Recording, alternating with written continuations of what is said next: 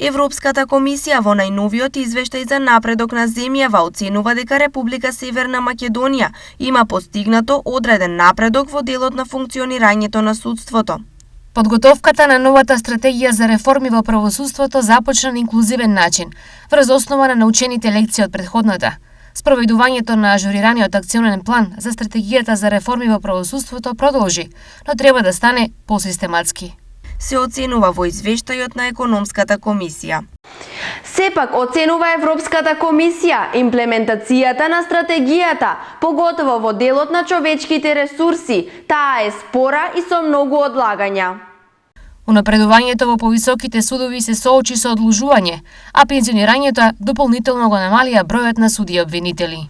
Се нагласува во извештајот на Европската комисија.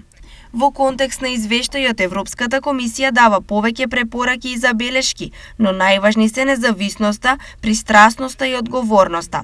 Овие три сегменти се едни од клучните, бидејќи македонското судство се соочува со лоша репутација и граѓанска доверба која е само 6,3%.